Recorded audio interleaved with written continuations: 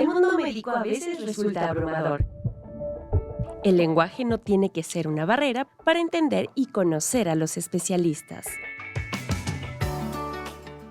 Salud entre Amigos es un espacio en donde los expertos nos acompañan para cuidar lo que más nos importa: tu salud.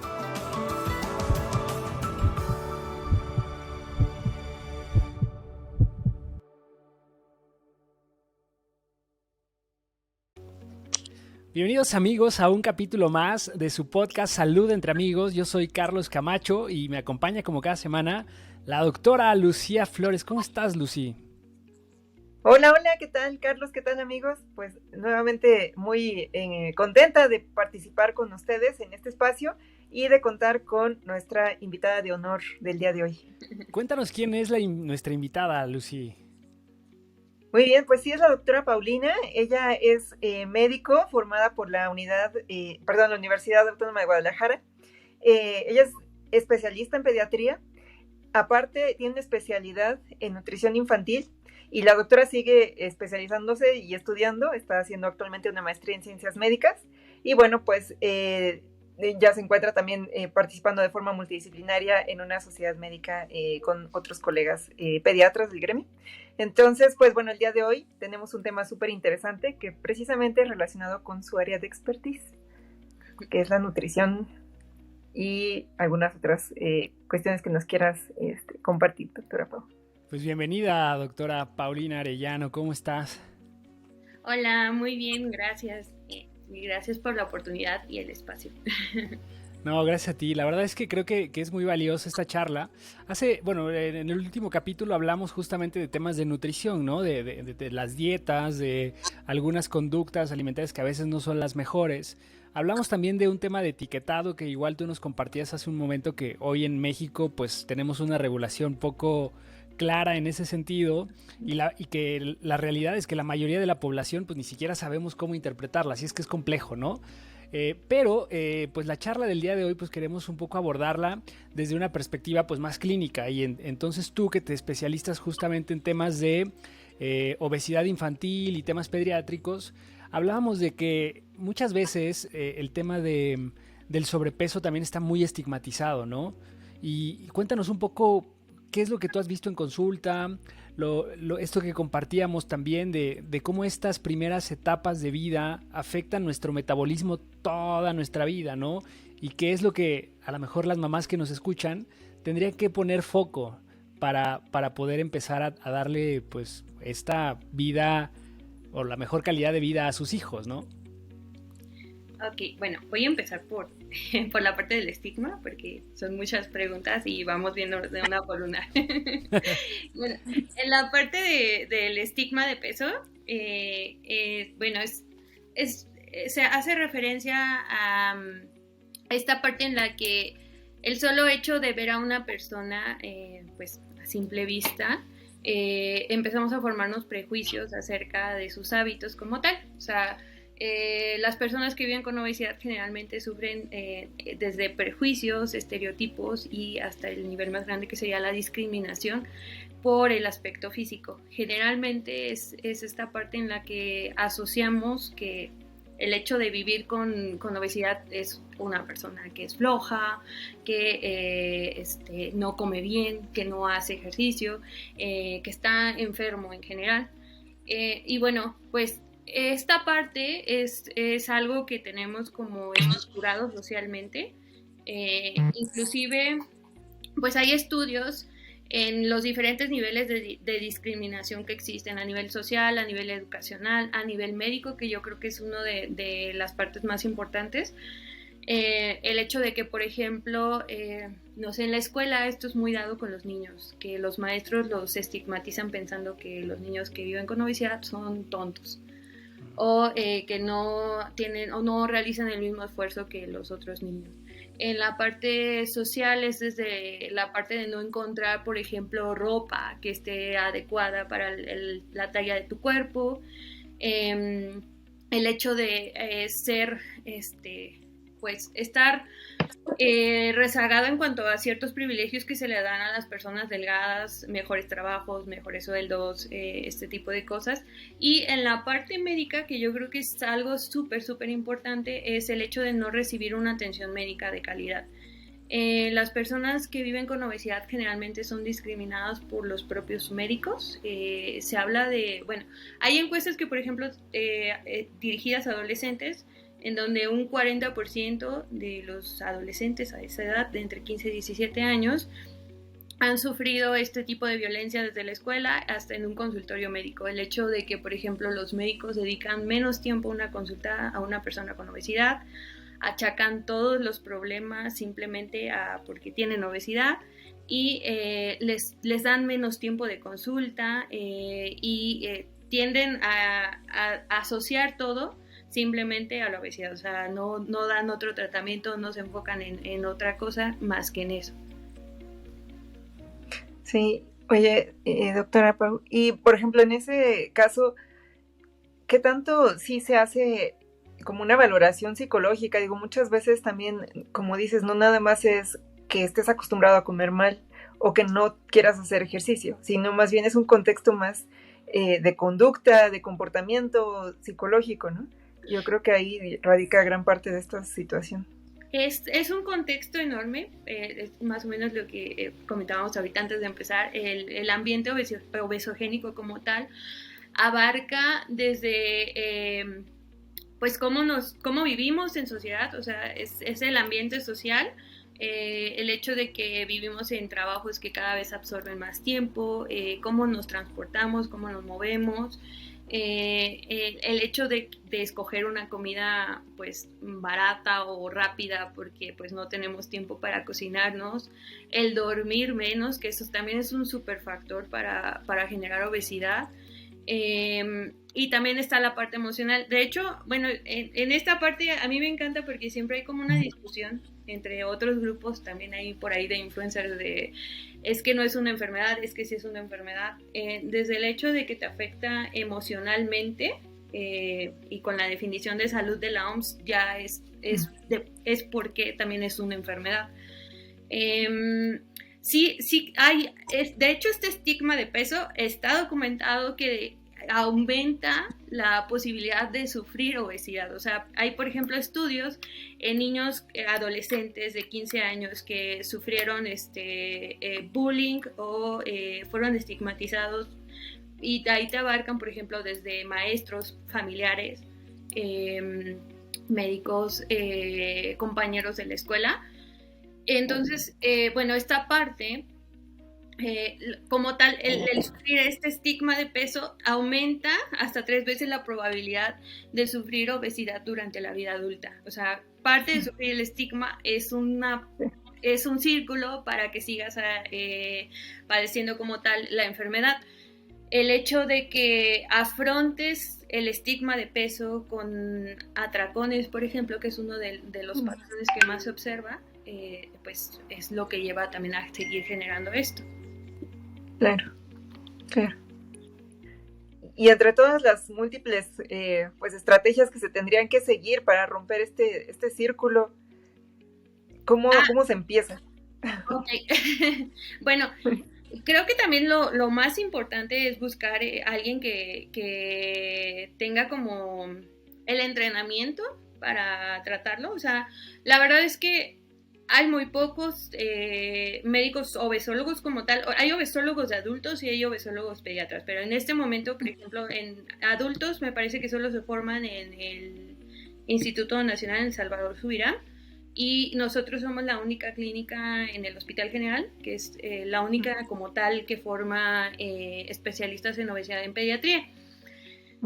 Pero, por ejemplo, hay ciertas acreditaciones que, por ejemplo, puedes tomar para ir con alguien que esté como capacitado o preparado. En realidad el abordaje de la obesidad es multidisciplinario. Tienes que, por ejemplo, nosotros tenemos un equipo que incluye médico del deporte, psicólogos, estamos ahí también integrando psiquiatras. Tenemos psicólogas y un montón de nutriólogas también. Entonces, también endocrinólogas pediatras, obesólogas y pediatras especialistas en adolescentes. Entonces, sí es un abordaje complejo, o sea, sí es esta parte de... no solo es comer y hacer ejercicio, porque pues Claro. es la recomendación que todo médico te da, ¿no? Pues es que tiene que comer bien y hacer ejercicio. Y yo siempre les digo, pues eso te lo puede decir cualquier vecina, ¿no?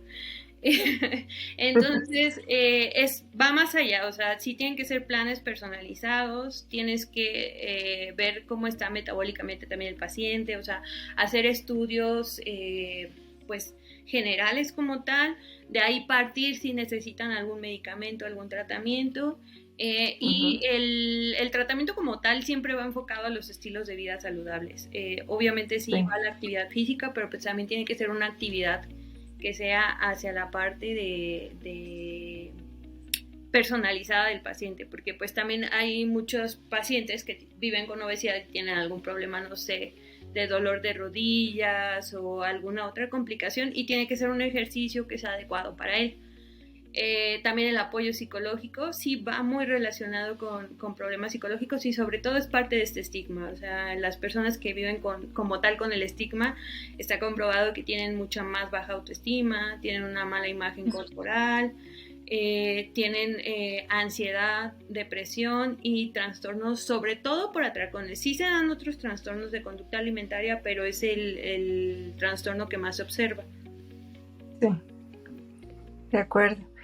Y esto que mencionas, doctora Pau, del estilo de vida, pues en el caso de los chiquitos, de los niños, pues ahí también influye, pues básicamente más bien el estilo de vida que heredan, ¿no? O bueno, que incluso hasta comportamientos nos hablabas de algo más biológico, ¿no? Aparte de lo social y del entorno, hasta Sí, biológico.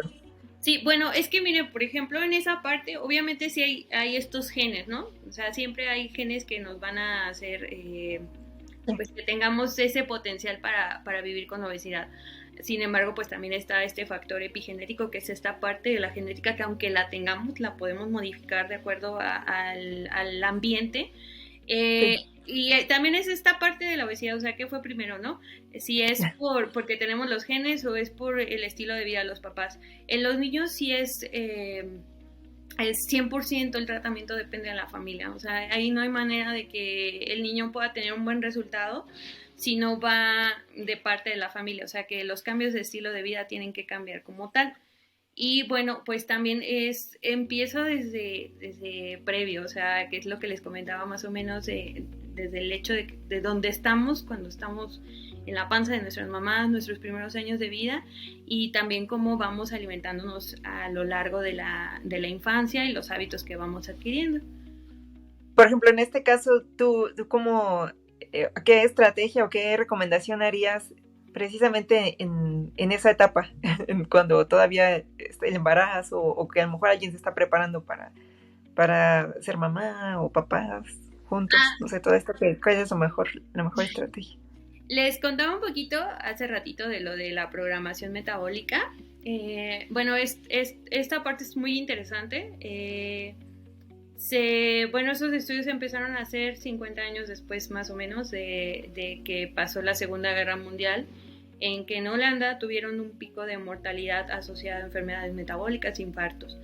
Y pues hacen como que este regreso a qué fue lo que pasó. Sí. Y pues ellos ven que estos niños, bueno, ahora adultos que estaban sufriendo los infartos, fueron concebidos en el momento del periodo de la hambruna durante la Segunda Guerra Mundial. De aquí ellos empiezan a hacer estudios y bueno, se dan cuenta que hay un metabolismo ahorrador que es asociado a lo que vivieron durante el tiempo que estuvieron en el vientre de sus mamás. El hecho de que sus mamás vivieran en malnutrición los condicionó a que tuvieran un metabolismo ahorrador. O sea, toda la parte que tú consumes lo vas almacenando porque tu cuerpo no sabe en qué momento vas a necesitar otra vez alimento, entonces lo transformas todo en grasa Y esta parte, pues, o sea, también es un montón de cosas que no quiero decir nombres técnicos, pero pues todo esto condiciona a que seamos más propensos a tener un infarto. Entonces, de aquí se empezaron a hacer varios estudios. Por ejemplo, una parte muy importante es la lactancia materna. O sea, la lactancia materna está comprobado que es el mejor alimento que se les puede ofrecer a los niños, es el que tiene las proporciones adecuadas de proteínas, de carbohidratos, de grasas. Es una parte fundamental. Y otra parte muy importante es la alimentación complementaria, que en la mayoría de los casos, solo hay casos especiales en los que tal vez tendríamos que esperar un tiempo o podría ser antes, pero casi siempre se inicia a los 6 meses de vida. Igual también ahí está comprobado que iniciarla con cereales, con carne, que antes era como, no le des carne hasta que cumple el año, y ya después ir introduciendo las verduras, las frutas, es como lo ideal. Y ya también de ahí hay diferentes técnicas de alimentación que tampoco está probado que una sea superior a la otra, pero pues empezando por ahí, o sea, creo que acercarse a un profesional que te pueda instruir en cómo empezar la alimentación complementaria y también ciertas cosas que se deben evitar, por ejemplo, pues los alimentos ultraprocesados, evitarlos los primeros 2 años de vida, eso ayuda muchísimo. Entonces, o sea, los primeros años, como dices, son fundamentales para desarrollar también un correcto metabolismo, pero ahora que nos hablabas de todas las causas, ahí me surgieron un montón de dudas, o sea, porque al final del día, ok, el estigma está, ¿no? Pero, o sea, también creo que la obesidad es multifactorial, o sea, no todas las personas que tienen sobrepeso son las mismas causas. Quizá lo más fácil sea aquellas que tienen malos hábitos, ¿no? Y que es fácil identificar y entonces tratar de corregirlo con una buena alimentación, etcétera. Pero, ¿qué pasa con las personas que pues tienen algún otro problema? O sea, tú en consulta, ¿qué es lo más frecuente? Y esas personas que hacen dietas súper perras, que de repente se matan de hambre y que nomás no bajan de peso, ¿no? Y entonces dicen, es que lo que es más escuchado es que tengo un problema de tiroides, ¿no? Por ejemplo. Entonces, ¿qué es lo único que puede afectar o qué otras cuestiones son las que también afectan este tema de no poder bajar de peso? Ok, bueno, metiéndonos un poquito, hay 2 clases de obesidad, por así decirlo, es la obesidad sindromática. Voy a tratar de explicar cada palabra fea que diga. Sindromática es como... Okay, sí, porque acuérdate que esto es salud entre amigos, no nos metas temas tan técnicos que no entendemos, por favor.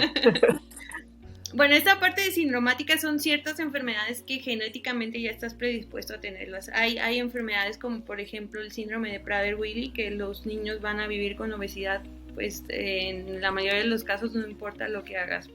Y eso ya es una condición genética. Pero eso es un 5%, menos del 5%. O sea, todo lo demás se refiere a la causa exógena. Exógena quiere decir que hay un factor afuera, como tú bien lo dijiste, es multifactorial.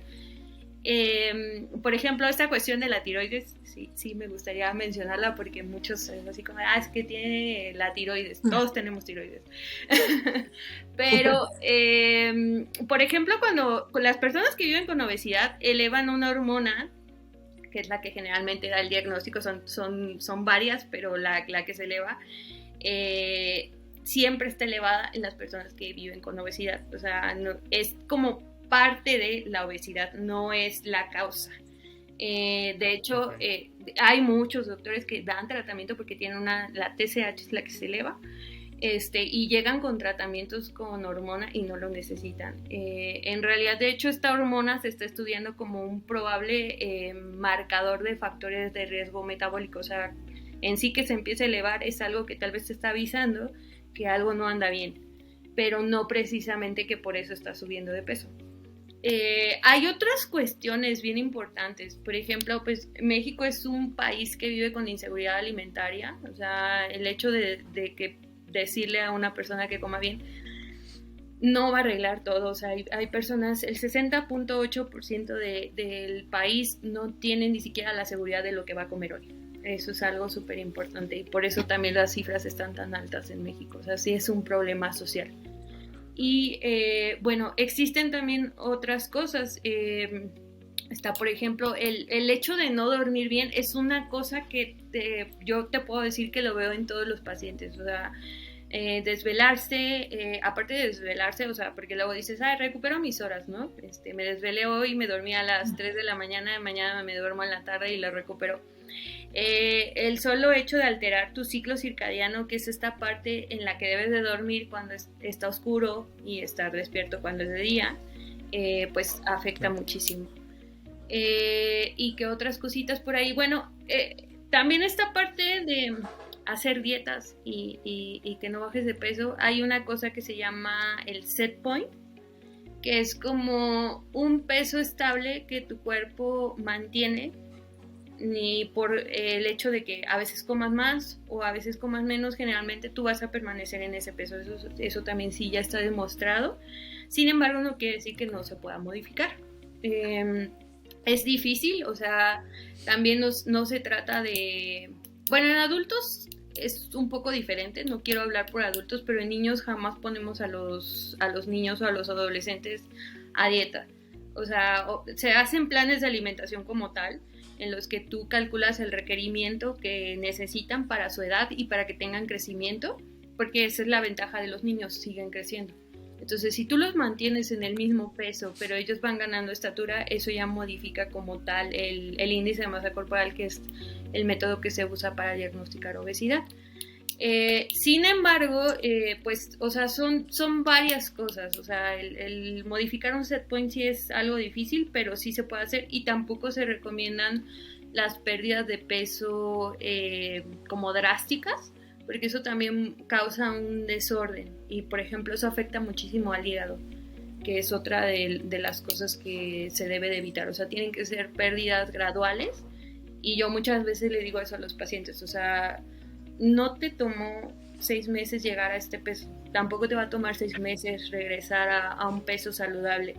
Y también un peso saludable creo que lo tienes que ir adaptando a la persona como tal. O sea, sí hay indicadores, existen como tal, pero si hay una persona que, por ejemplo, llegó en obesidad y tiene alterada su glucosa, su colesterol, todo esto, y tú lo bajas a un peso que a lo mejor todavía no es el que está adecuado para su edad o lo que quieras, pero ya no tiene estos desórdenes, tampoco hay que ser como tan rígidos de que pues vas a tener que llevarle una complexión delgada.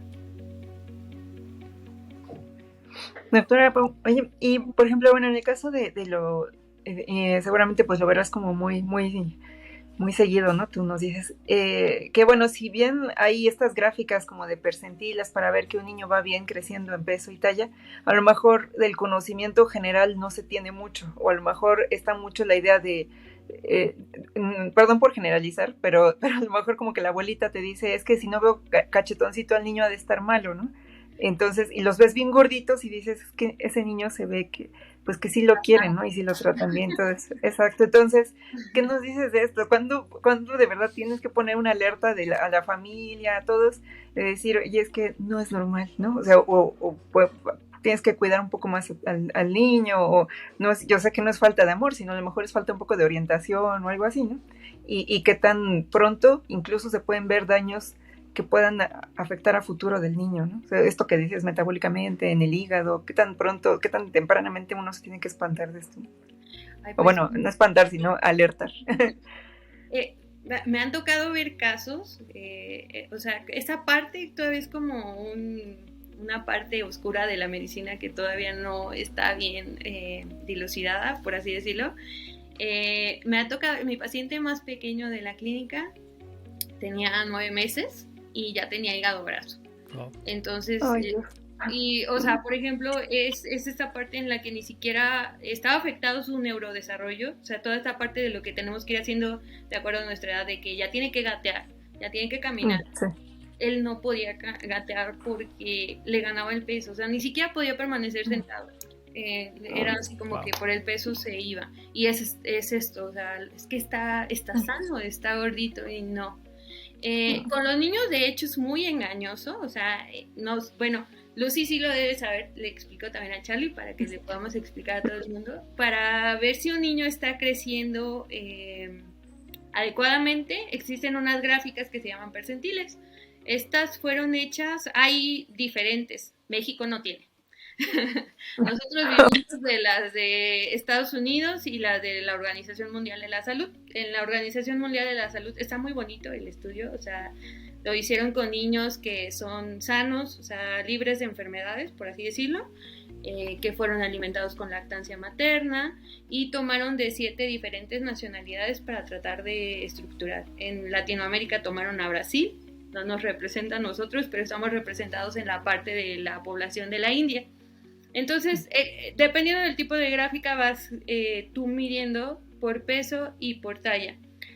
El diagnóstico de obesidad como tal, por índice de masa corporal, que es una relación del peso sobre la talla al cuadrado, solo lo puedes hacer a partir de los 2 años de vida.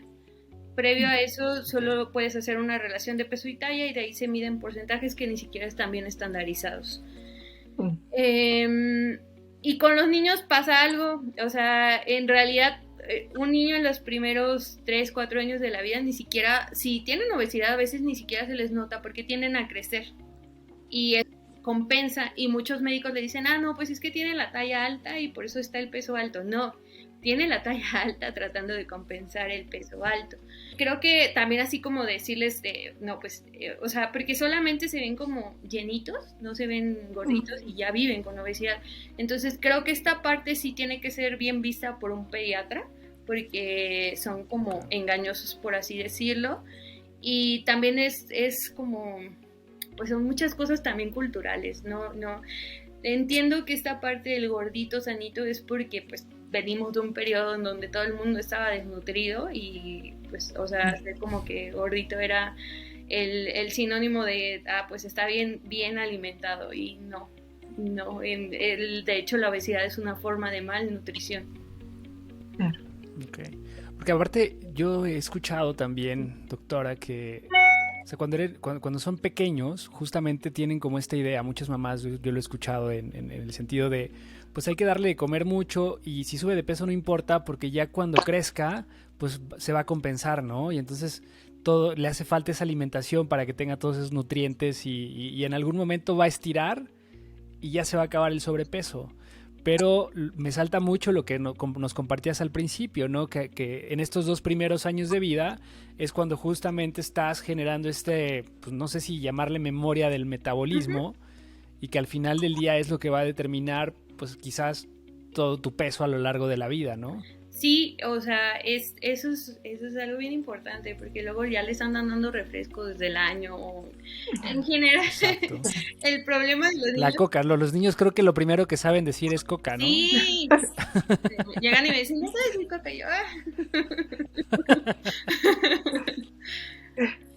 Pero sí, o sea, es esta parte, es algo cultural, porque en general yo les puedo decir de lo que he observado de mis pacientes, eso tampoco no hay un estudio, eso es algo más bien como empírico, pero la mayoría de los niños que llegan con un problema de obesidad previo a los 2 años de vida es porque toman muchísima leche, y generalmente son niños que no son alimentados con lactancia materna. Tienden a darles mucha leche de fórmula y tienen problemas ahí con el cambio en la alimentación complementaria, que es el empezar a dar alimentos que son diferentes a la leche. Es mucho esto, o sea, los van retrasando, van cambiando las texturas o no las van cambiando de acuerdo a la edad que se necesita, y desde ahí empiezan los problemas. Pero sí, eso sí. Igual también, por ejemplo, esta cosa de los jugos, porque luego dices, no, yo no le doy refresco, y le da jugos, sí. ¿Cuántos? No, pues casi le dan el litro de jugo al día, es prácticamente lo mismo que el refresco. Entonces, son muchas cosas.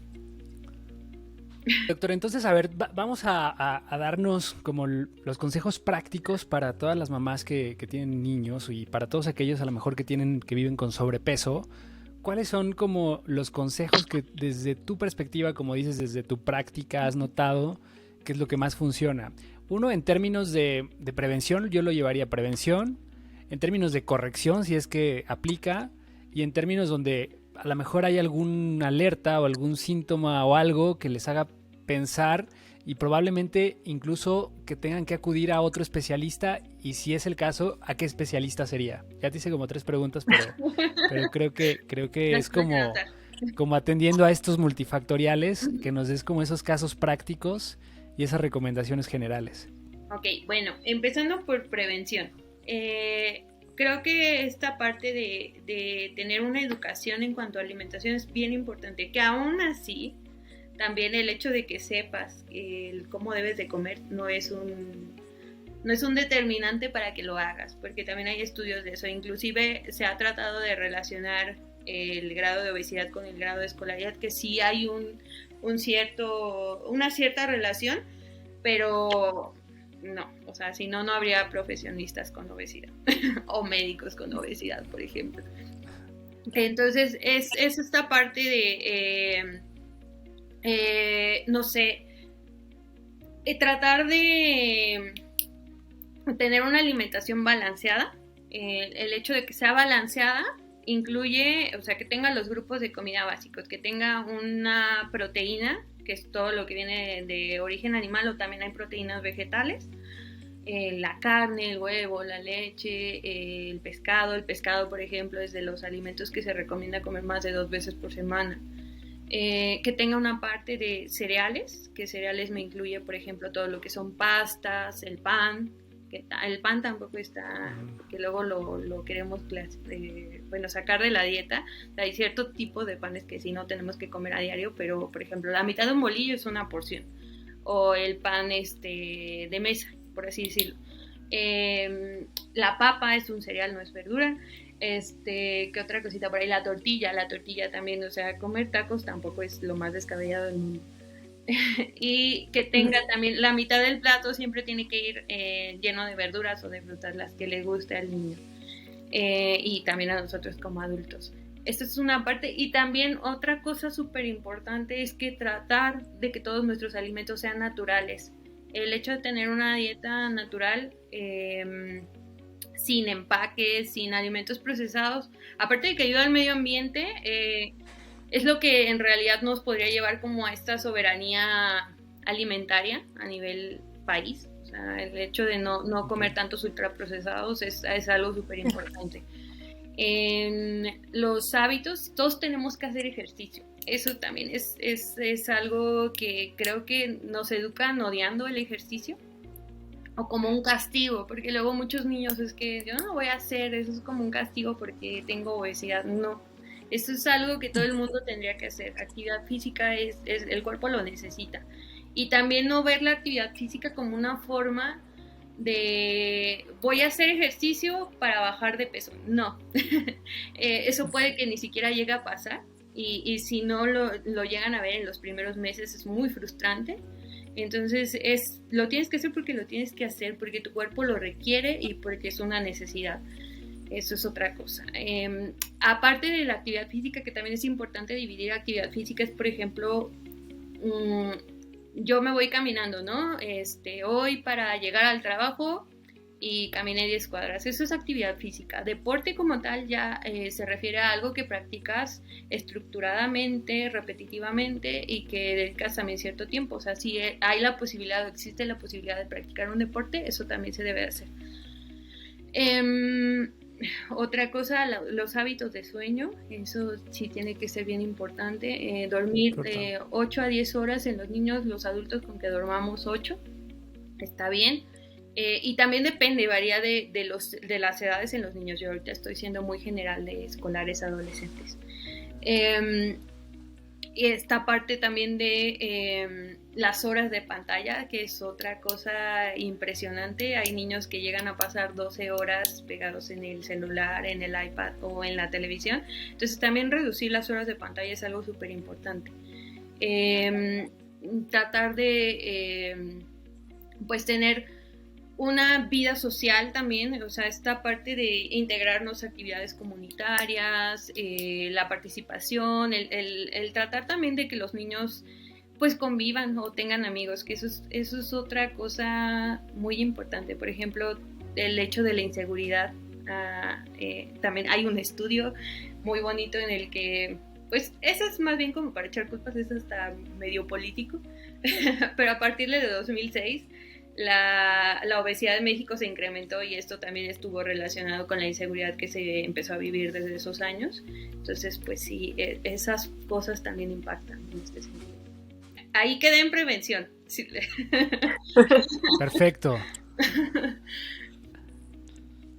Muy bien. Y sí, yo creo que, o sea, está bien como un mensaje también que nos quieras dar, terapeuta, de cómo pedir ayuda, ¿no? O sea, en qué momento pedir ayuda, cuál será el foco rojo de decir, oye, sí necesito un especialista. Hay pocos, ¿no? Como decías, hay pocos especialistas.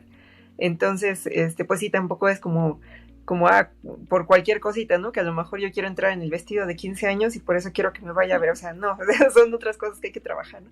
Pero a lo mejor cuál sí que es lo que nos hace ir al doctor.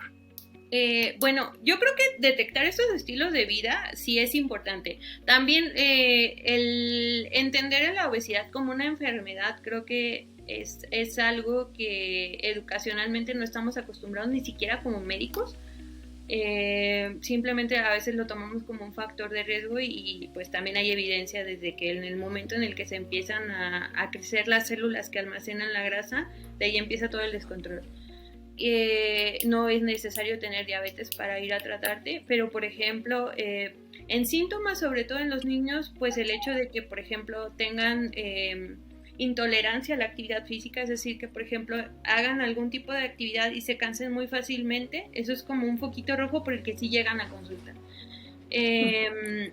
Síntomas como tal en la edad pediátrica es difícil, o sea, a lo mejor también esta parte en las que yo siempre les digo, los niños más altos, que eso generalmente lo vemos como un dato, está bien, está alto, ¿no? Está creciendo súper bien. No, sobre todo si no hay la genética, a lo mejor esa es una de las principales pautas, porque la obesidad tiende a hacer esto, acelera el crecimiento, pero por ejemplo ya al llegar a la etapa de la adolescencia, se estancan. Sus cartílagos de crecimiento, nosotros crecemos a través de los huesos que están en la parte, bueno, de un cartílago que se encuentra en la parte distal del hueso. Entonces el estímulo hormonal que se llega a producir por la obesidad hace que esos huesitos se cierren antes de tiempo. Entonces, aunque sea el niño más alto del salón, al final se va a quedar estancado ahí, porque todos sus otros compañeritos van a seguir creciendo y como ellos llevan una edad ósea más acelerada, se va a parar. Entonces eso puede ser un foquito rojo. También el hecho de, por ejemplo, tener algún síntoma. La diabetes tipo 2 cada vez es más frecuente en niños y adolescentes, sobre todo en la adolescencia. La adolescencia es cuando más se desencadena. En la parte de la pubertad hay ciertos cambios en la insulina, que es la que llega a verse afectada cuando hay diabetes. Entonces, los síntomas básicos, el tener mucha sed, mucha hambre, una pérdida de peso inexplicable, ir mucho, se me olvida ir mucho a la pipí, es otro de los signos que pudiéramos detectar. Entonces, más o menos en esos foquitos rojos. Si hay, por ejemplo, también un factor, esto también es un detonante en los niños, el hecho de que los molesten en la escuela, y volvemos a esta parte del estigma de peso. El que los molesten en la escuela sí tendría que ser también algo o una necesidad para buscar ayuda, porque generalmente también el hecho de cómo afrontan ese bullying va relacionado a que pues sí, empiezan a ingerir alimentos y también los alimentos tienen emociones, eso nadie lo va a negar, pero el hecho de que tú le estés dando ese escape a tus emociones y que sea la única forma de salir de ahí es lo que llega a condicionar estos atracones, por ejemplo. Wow. Pues muy bien, Pau. Pues la verdad es que nos diste un panorama muy general y creo que muy valioso, ¿no? Para toda la audiencia que nos escucha. De verdad te agradecemos mucho la oportunidad de acompañarnos aquí en este espacio.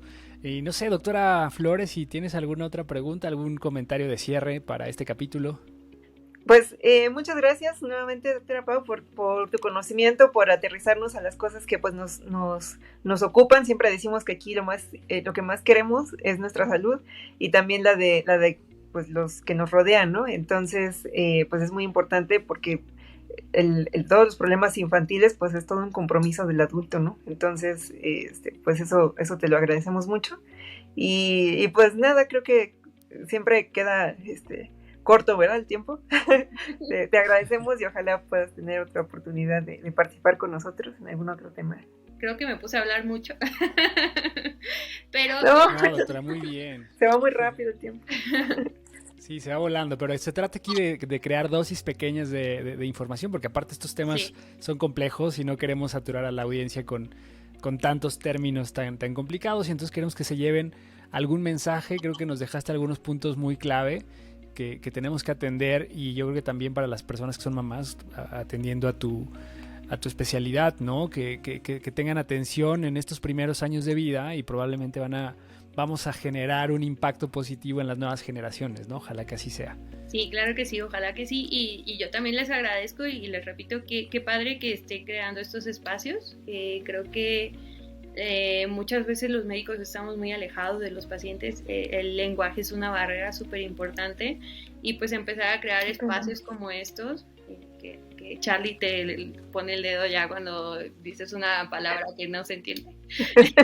Es súper importante. Entonces, No, y aparte también que la audiencia Gracias. sepa que los médicos son buena onda, ¿no? sí, claro que sí. Siempre. Pues muy bien, doctora. De verdad, muchísimas gracias. Gracias por acompañarnos. Y pues bueno, amigos, muchísimas gracias también por escucharnos. Si les gustan estos capítulos, ya saben, denles like, compártanlos, síganos en nuestras redes, Salud Entre Amigos. Y pues bueno, nos escuchamos la próxima semana en un capítulo más de estas dosis de información, porque lo que más nos importa, como dice la doctora Flores, es tu salud. Nos vemos. Chao. Chao. Gracias, Pau.